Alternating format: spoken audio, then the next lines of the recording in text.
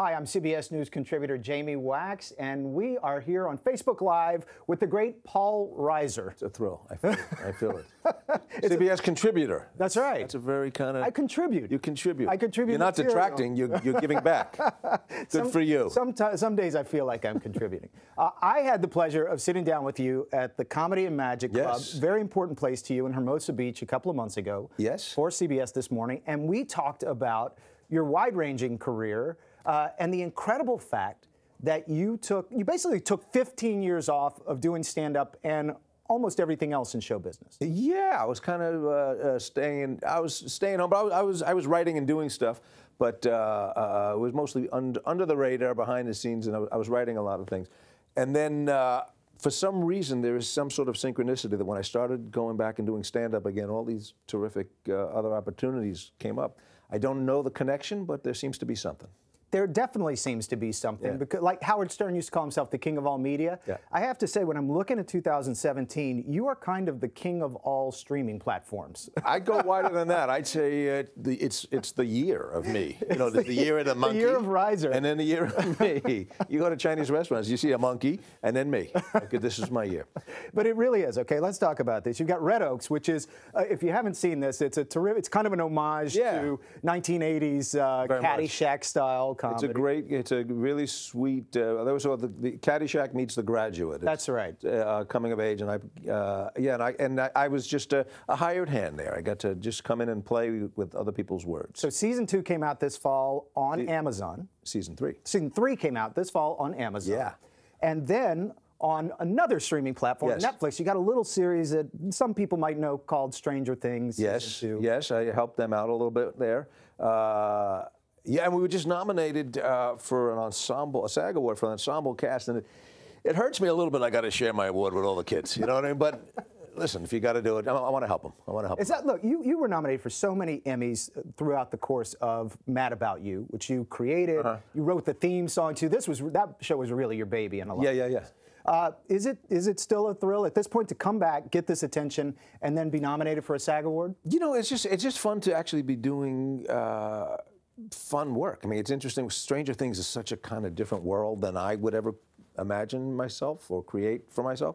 So that some genius has figured it out and it's come play with us. That's the fun part. The fun part is getting to play, you know, and Red Oaks is a different world.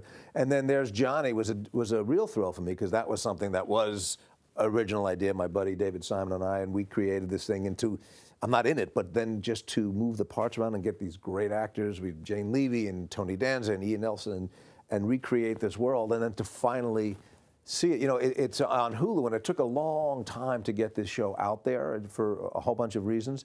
So that's really the most gratifying part for me. Let's talk about that, because we've got Stranger Things on Netflix, we've got Red Oaks on Amazon, and as you mentioned, you've got There's Johnny, which is another passion project for you, really. Yeah. 1972 Tonight Show, when all of America was tuning into Johnny every night. What is it about that show, that era, that attracted you? Well, it was... you know, it was in the air. I mean, you just knew, and especially if you had an inkling that you someday want to be a comedian, it's like, or maybe that was what helped form it. You know, Johnny was it, and you didn't have as many options. There were a couple of talk shows, but Johnny was the king. And 72 was when his show moved from New York out to California, and then it kind of took on this bigger-than-life thing, and it really looked like the place to be. So the idea of our show was, well, what if you were just this kid who knew nothing, and suddenly landed in that world, and his show business and sex, drugs, and rock and roll, 72. And we get to use the actual clips from actual Carson shows. We had the cooperation of the Carson Company. So you're watching it and you go, well, that looks like it must be real because there's Johnny. That's how we got the name. There's Johnny. And I'm so proud of the way it came out because it does seem real. It's all fiction. The characters are fiction, the stories, and it's about these two young people finding their way. But the backdrop of Johnny Carson and getting to see all these great tastes of him again is really a thrill for those of us who remember. Are you getting feedback from people who it's igniting nostalgia for them? Yeah, you know, Johnny had such a big place in everybody's heart and part of our lives. You know, he put you to bed. You went to bed watching Johnny Carson. So even though, yes, it's available, you can get the DVDs, you can watch it on the shows, but you don't always do it. So just to have just these little tastes of him in there, it brings back a time, and it wasn't really an easy time, but it seems simpler somehow looking back. And the story about the lead characters is sort of a timeless thing. It's just people finding themselves, but in this particularly tense, intense hotbed of a time. So yeah, you know, it works on a lot of levels. There's a bit of nostalgia, but it really feels, to me, feels very contemporary and cool. How much does working on this show bring back your first time on Carson as a comedian? Well, you know what? A lot of what's fun in looking at these clips, I haven't seen them in 40 years, and you go right back to.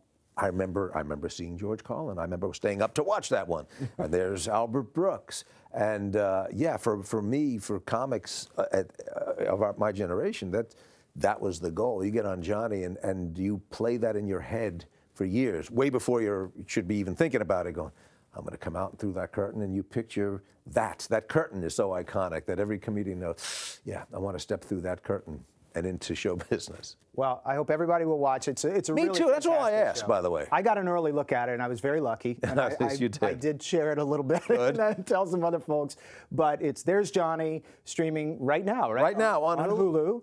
And you've got Red Oaks on Amazon, as we said, and you've got, of course, Stranger Things 2. I also have some pictures of myself in high school. Whatever you want to see, I've got it all covered. No matter what platform you're on, Paul Reiser is there. The holidays are a great time to binge. Why not just binge Paul Reiser the entire time? That's all I would ask. Paul Reiser. Nice to see you. Thanks so much. Great to see you again. All right, man. Thanks, guys.